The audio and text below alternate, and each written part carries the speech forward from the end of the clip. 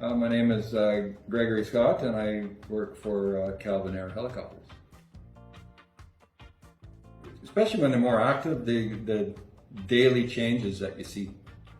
Every day when the volcano is more active here in Montserrat, every day there was something else to see. Another change had happened on another side of the volcano. It was just constantly changing. Although they may not have been major, there was always a change. So being able to share that with everyday people from all over the world was very rewarding.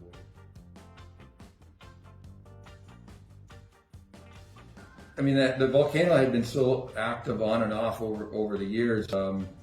It was just something you got accustomed to. A lot of people don't understand how the wind behaves here in the Caribbean. We've got a constant trade wind, so it's easy to stay away from any of the ash if the wind is blowing. You just stay one side or the other of the ash plume, and so it's actually not that hard. And because you're able to fly at over 100 miles an hour, anything that might happen in the volcano, if you stay about a mile away, you're going to have plenty of time for an escape route. So I was never bothered by the ash. The only times that I may have been bothered was there's been a couple of instances sitting on the ground, flying for the MDO where pyroclastic flows were coming down, and we were watching the ash clouds fairly closely if they were going to get close to us while we're sitting on the ground. And that was the biggest concern, because you got to get the personnel and the helicopter out of there before the ash arrives. It never did arrive. So you have completed high school. You need that level of education just to get through all the math and everything, the science that's involved in being a pilot. But other than that, no. But in the real world, with the jobs that are available these days, it is good to have a degree or a diploma of some kind, because that will help you get jobs, better jobs down the road. So that's an important thing, especially if you're going to be a little bit involved in the business side. It's good to get a business degree at the same time you're doing your flying. There is colleges that offer flying, like university courses that involve flying. They're involved in the curriculum so that you come out, ready to fly for an airline with quite a few hours under your belt, but you also got a university education as well. The other route is the military.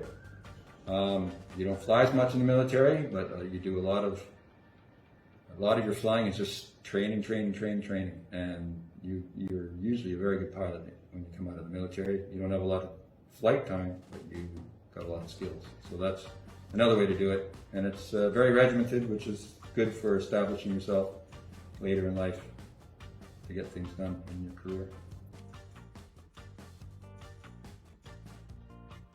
For those who are interested in getting flying, it's a big financial expenditure. That's the big consideration, and you have to be able to come up with a way to get that money to do it.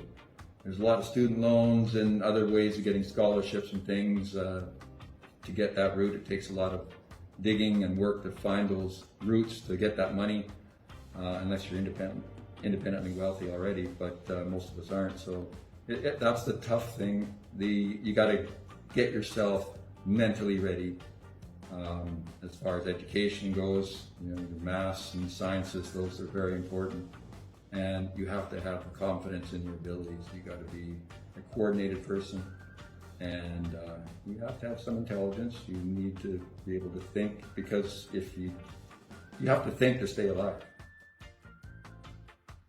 The helicopter thing, the first time I lifted off in a helicopter, that to me was incredible. And then we landed way up in a mountain pass, somewhere up near almost 8,000 feet above sea level, and I was like, okay, this is what I got to do.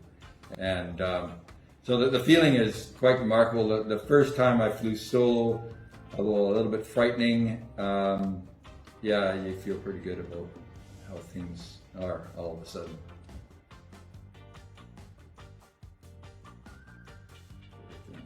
Just the freedom of being able to fly around with no constraints, other than the regulatory constraints, but ability to see the things you see in the area. It's just stuff that most people don't get to see, and so you just, the weather, the clouds, here around the Caribbean Sea, there's all sorts of things to see in the water. It's just it's the way to go.